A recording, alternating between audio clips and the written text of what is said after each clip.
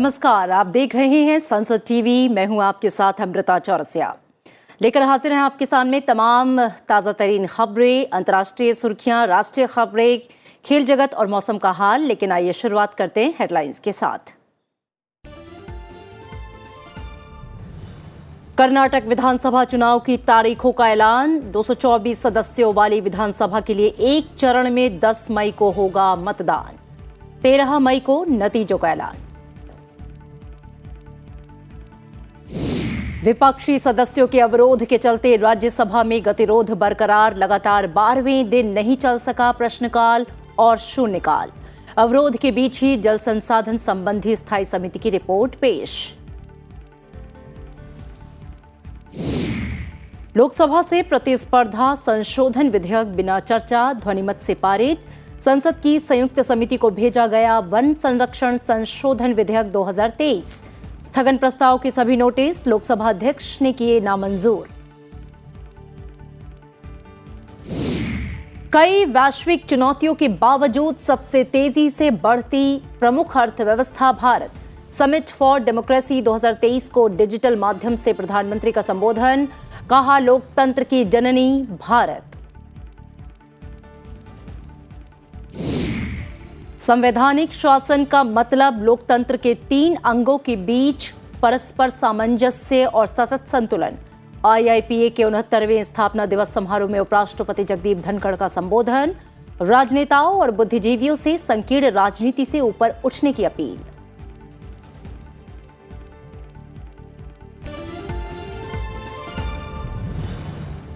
खबरें विस्तार से। कर्नाटक में सभी 224 विधानसभा सीटों के लिए 10 मई को मतदान होगा और 13 मई को मतगणना होगी। मुख्य चुनाव आयुक्त राजीव कुमार ने आज राज्य विधानसभा चुनाव के कार्यक्रम की घोषणा की। विधानसभा चुनाव के लिए अधिसूचना 13 अप्रैल को जारी होगी। नामांकन दाखिल करने की आखिरी तिथि 20 अप्रैल है। नामांकन पत्रों की जांच 21 अप्रैल को होगी और नामांकन वापस लेने की अंतिम तिथि 24 अप्रैल होगी।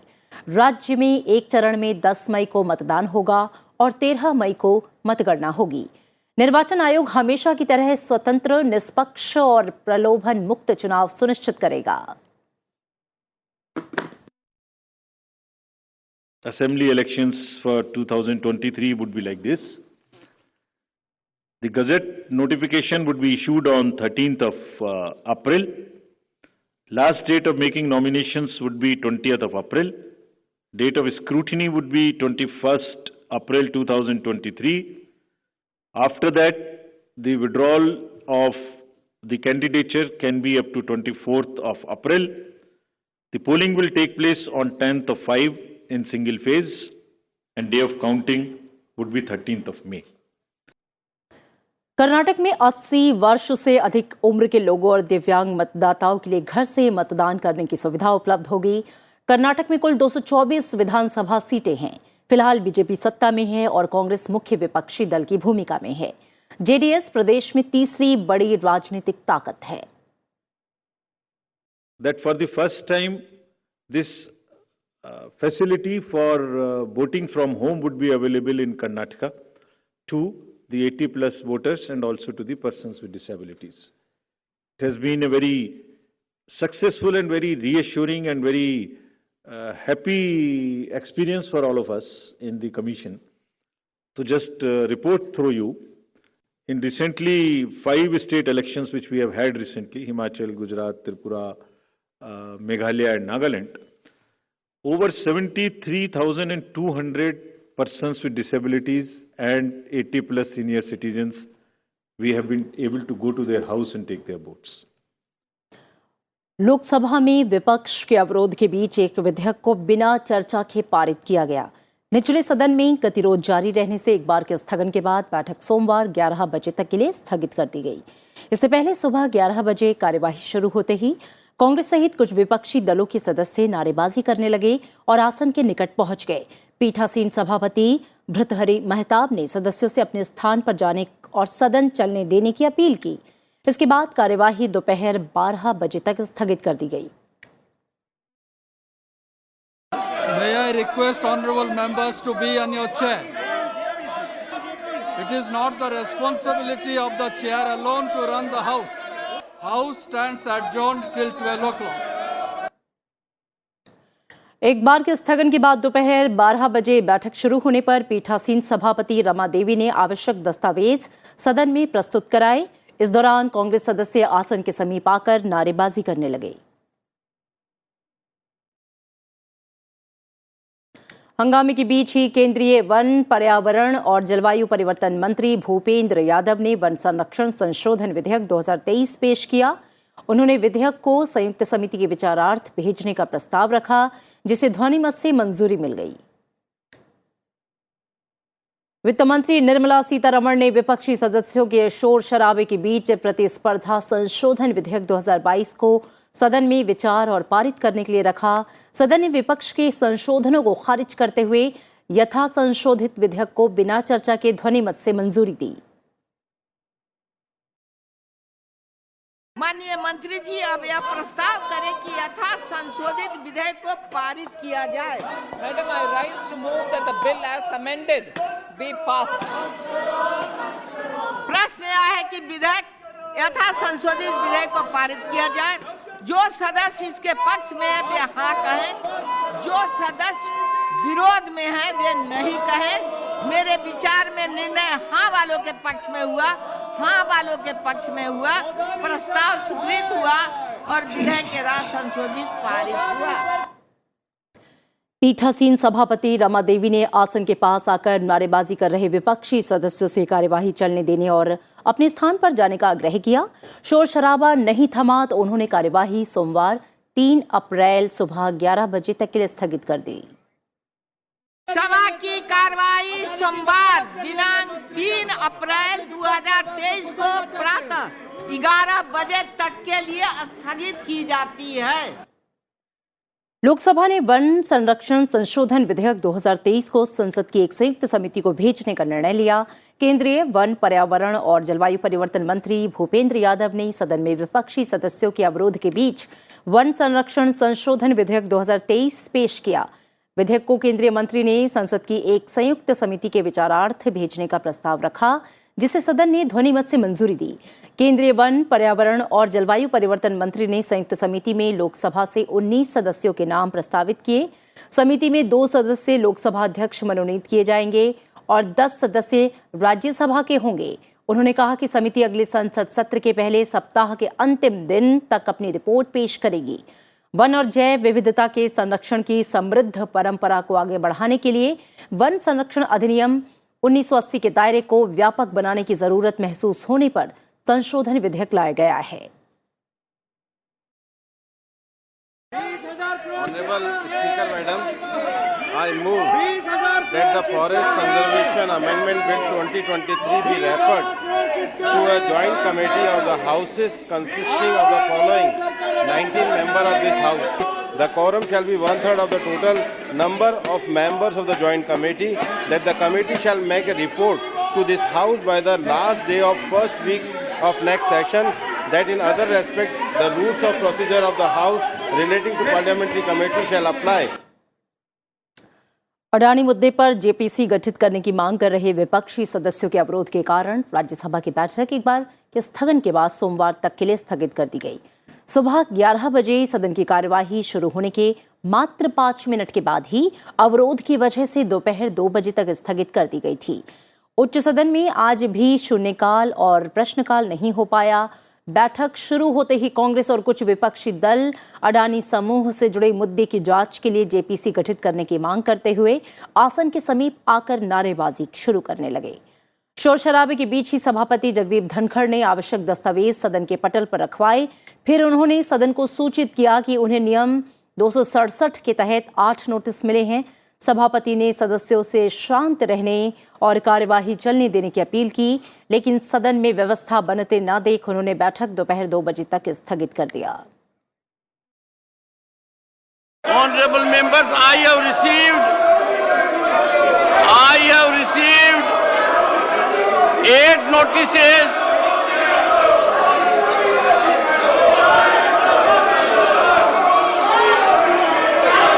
the House stands adjourned till 2 p.m. today. उच्च सदन की कार्यवाही एक बार स्थगित होने के बाद से दोपहर 2 बजे जब फिर से शुरू हुई, तब कांग्रेस सहित अन्य विपक्षी दलों के सदस्य जेपीसी की मांग को लेकर फिर से नारेबाजी करने लगे। शोरगुल के बीच ही राज्यसभा के महासचिव ने सदन को सूचित किया कि प्रतिस्पर्धा संशोधन विधेयक 2022 लोकसभा से पारित हो गया है। इसके बाद सभापति के आदेश पर केंद्रीय वन, पर्यावरण और जलवायु परिवर्तन मंत्री भूपेंद्र यादव ने वन संरक्षण संशोधन विधेयक 2023 के लिए संयुक्त समिति के गठन के प्रस्ताव का जिक्र करते हुए राज्यसभा के कुछ सदस्यों को इसमें नामित करने का प्रस्ताव रखा। अवरोध जारी रहने पर सभापति जगदीप धनखड़ ने कार्यवाही 3 अप्रैल यानी कि सोमवार को सुबह 11 बजे तक के लिए स्थगित कर दी। सदन में बृहस्पतिवार को रामनवमी के कारण अवकाश रहेगा और शुक्रवार की एक अतिरिक्त छुट्टी होगी। The House stands adjourned to meet at 1100 hours on Monday, the 3rd April 2023.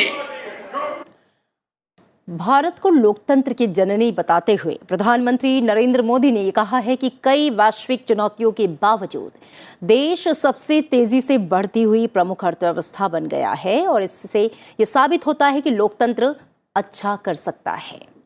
Summit for democracy 2023 को डिजिटल माध्यम से संबोधित करते हुए प्रधानमंत्री ने कहा कि उनकी सरकार की हर पहल भारत के नागरिकों के सामूहिक प्रयासों से संचालित होती है। उन्होंने कहा कि कई वैश्विक चुनौतियों के बावजूद भारत आज सबसे तेजी से बढ़ती हुई प्रमुख अर्थव्यवस्था है। इसकी सहमेजबानी अमेरिकी राष्ट्रपति जो बाइडेन, कोस्टा रिका के राष्ट्रपति रोड्रिगो चावेस रॉबल्स, जाम्बिया के राष्ट्रपति हाकाइंडे हिचिलेमा और नीदरलैंड के प्रधानमंत्री मार्क रूट, इसके साथ ही दक्षिण कोरिया के राष्ट्रपति यून सुक योल ने की। सम्मेलन का आयोजन दक्षिण कोरिया के राष्ट्रपति यून सुक योल ने किया है। There is much to say about the virtues of democracy, but let me say just this.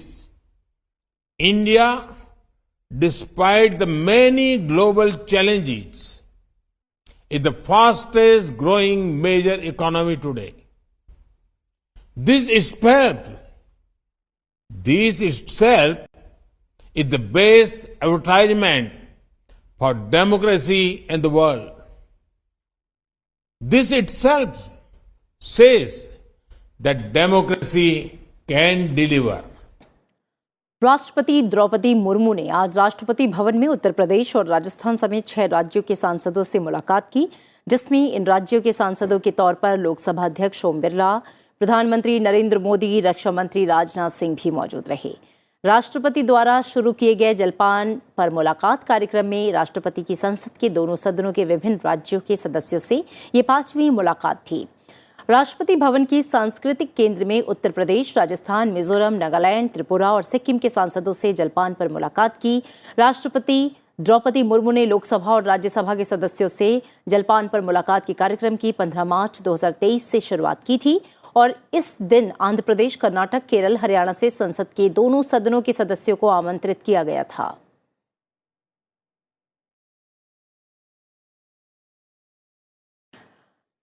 उपराष्ट्रपति जगदीप धनखड़ ने राजनेताओं और बुद्धिजीवियों से संकीर्ण राजनीति मानसिकता से ऊपर उठने की अपील की है। वो दिल्ली में भारतीय लोक प्रशासन संस्थान के 69वें स्थापना दिवस समारोह पर आयोजित डॉक्टर राजेंद्र प्रसाद वार्षिक मेमोरियल व्याख्यान को संबोधित कर रहे थे।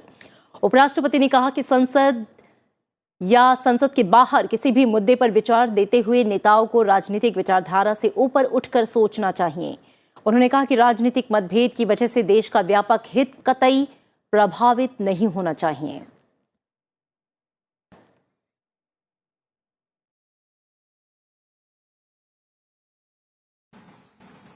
Elites in industry and intelligentsia, I make a fervent appeal to them to be thoughtful. This is certainly not accusatory. It is just caution, because their intent is certainly not against India. But they have to be a little more inspired to look within the country for their such contributions. I want intelligentsia and people at large to put pressure on the political ecosystem. We don't have to look all issues with political partisan prism. We cannot afford. For example, a judicial judgment can't be seen in political or partisan instance. It has to be seen in the context of a decision by judiciary. In that perspective, I appeal and I find it imperative that members of legislature must distinguish themselves between legislative obligations and party compulsions. No one can be more intimately associated with partisan stance where public interest is required. लगातार मजबूत हो रहे भारत के प्रति गहरी आशा जताते हुए उपराष्ट्रपति जगदीप धनखड़ ने कहा कि भारत की विकास यात्रा को कोई रोक नहीं सकता। उन्होंने कहा कि सरकार ईज ऑफ डूइंग बिजनेस के लिए माहौल बना रही है और आपूर्ति व्यवस्था को मजबूत बनाया जा रहा है।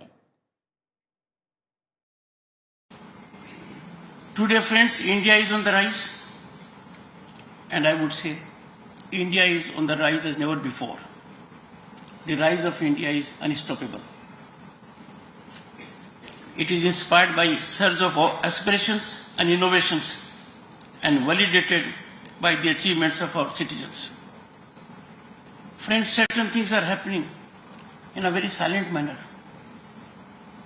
For example, the concept of smart cities. But look at what has happened with smart cities. You will feel the difference. Another facet, aspirational districts. Identification of those districts that were a challenge to the people living there. And as the Honorable Prime Minister once reflected, no one wanted to be district magistrate of that district. Now, they seek to be there because they are inspired to deliver and things are changing. Look at it from global perspective. People who know the world, who know the economy, who know the developments that are taking place all around.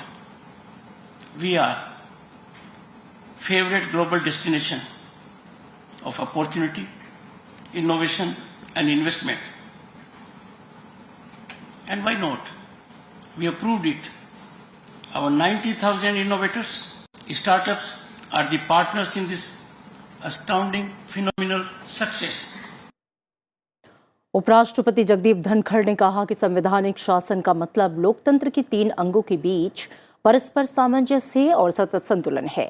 उन्होंने न्यायपालिका, विधायिका और कार्यपालिका के बारे में संवैधानिक प्रावधानों पर बात की। उन्होंने कहा कि कानून बनाना विधायिका का काम है। उन्होंने खास तौर पर न्यायाधीशों की नियुक्ति का उदाहरण दिया। उन्होंने कहा कि संसद के दोनों सदनों में सर्वसम्मति से नेशनल जुडिशियल अपॉइंटमेंट कमीशन का कानून पारित किया, लेकिन न्यायपालिका ने उसे अभी तक स्वीकार नहीं किया है।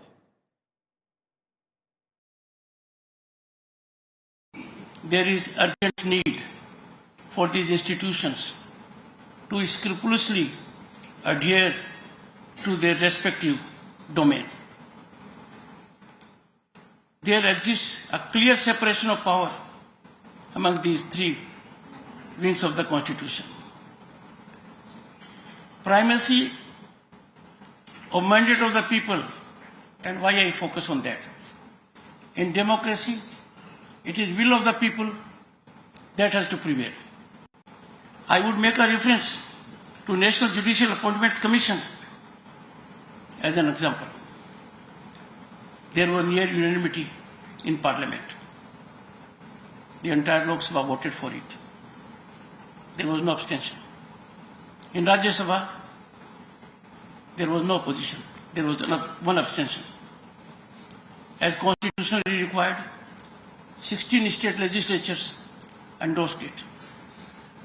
The Honorable President of the country, invoking her constitutional authority under Article 111, signed it. And it took the shape of a constitutional prescription. I, as Chairman Rajya Sabha, wonder what happened to it. No one has reverted to us. राष्ट्रीय सुरक्षा सलाहकार अजित डोभाल ने आज कहा कि हर स्वरूप में आतंकवाद और इसका वित्त पोषण अंतर्राष्ट्रीय शांति और सुरक्षा के लिए अत्यंत गंभीर चुनौती है। उन्होंने कहा कि आतंकवाद या इससे जुड़ी कोई भी गतिविधि, चाहे इसके लिए कितना भी उकसावा क्यों ना हो, सही नहीं ठहराया जा सकता। अजित डोभाल ने दिल्ली में भारत द्वारा आयोजित शंघाई सहयोग संगठन के सदस्य देशों के राष्ट्रीय सुरक्षा सलाहकारों की बैठक की अध्यक्षता करते हुए ये बातें कहीं। उन्होंने कहा कि भारत की अंतर्राष्ट्रीय उत्तर दक्षिण परिवहन गलियारे के तहत और इसके ढांचे में चाबहार बंदरगाह को शामिल किए जाने के लिए अपने दायित्व को पूरा करने के प्रति वचनबद्ध है। बैठक में मध्य एशिया देशों के उच्च स्तर के प्रतिनिधियों ने हिस्सा लिया। शंघाई सहयोग संगठनों में चीन, भारत, कजाकिस्तान, किर्गिस्तान, रूस, पाकिस्तान, ताजिकिस्तान और उज्बेकिस्तान सदस्य हैं। Our approach is in sync with the Charter of the SCO for comprehensive and balanced economic growth, for integration into the global economy and improvement of transit capabilities.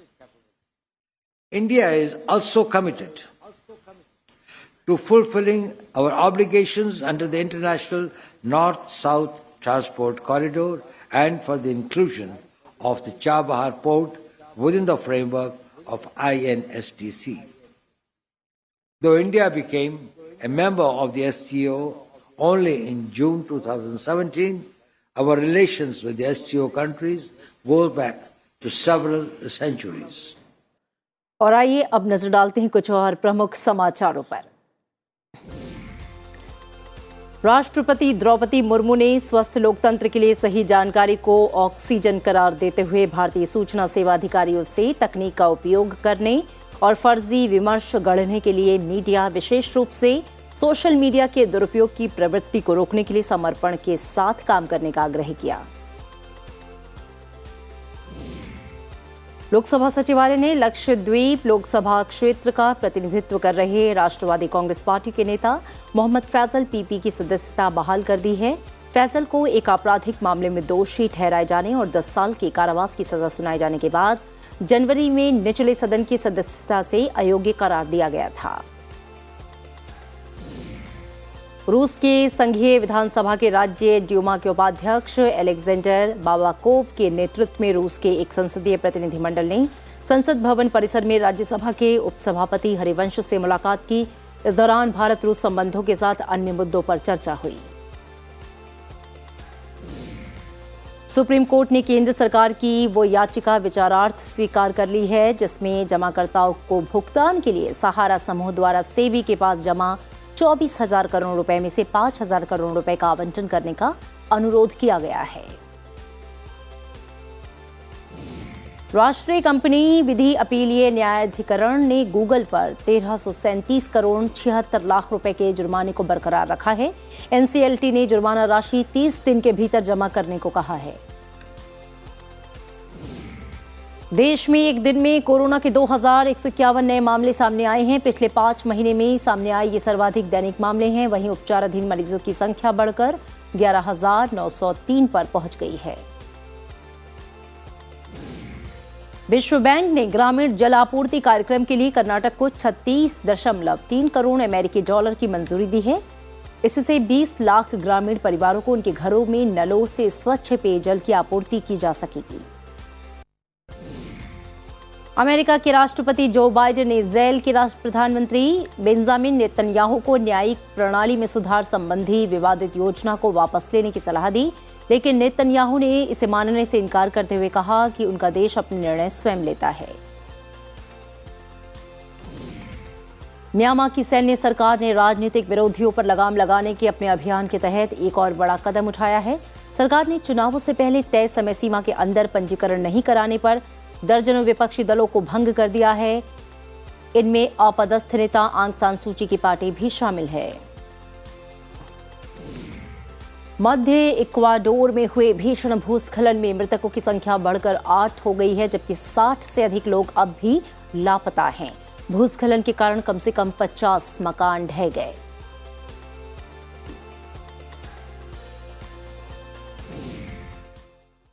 और आज की खबर में आगे बढ़ेंगे, नजर डालेंगे राज्यों की सुर्खियों पर।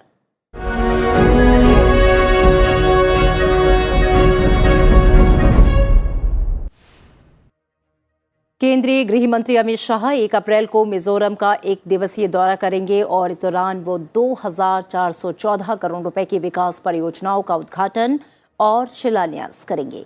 दिल्ली विधानसभा में चर्चा के लिए उठाए जाने वाले मुद्दों पर अध्यक्ष रामनिवास गोयल के साथ बहस के बाद बीजेपी के 4 विधायकों को मार्शल की मदद से सदन से बाहर कर दिया गया। बीजेपी विधायक आबकारी नीति सहित भ्रष्टाचार के मुद्दे पर चर्चा करना चाहते थे। बिहार के राज्यपाल राजेंद्र विश्वनाथ आलेकर ने बिहार के नए मुख्य न्यायाधीश के विनोद चंद्रन को शपथ दिलाई। इस मौके पर बिहार के मुख्यमंत्री नीतीश कुमार भी मौजूद रहे।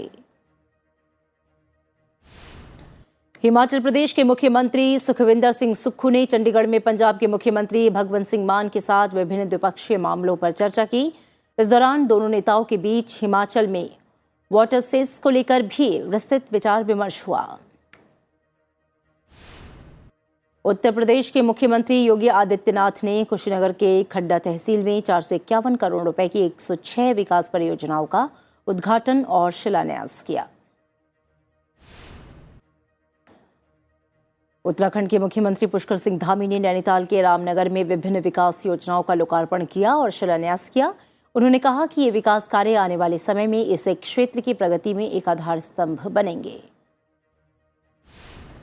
मध्य प्रदेश के मुख्यमंत्री शिवराज सिंह चौहान ने भोपाल में स्थित MBM ग्राउंड में 5 दिवसीय फौजी मेले का उद्घाटन किया। पुणे से लोकसभा के सदस्य गिरीश बापट का आज पुणे के एक अस्पताल में निधन हो गया। वो 72 वर्ष के थे। प्रधानमंत्री नरेंद्र मोदी सहित कई लोगों ने उनके निधन पर शोक व्यक्त किया है।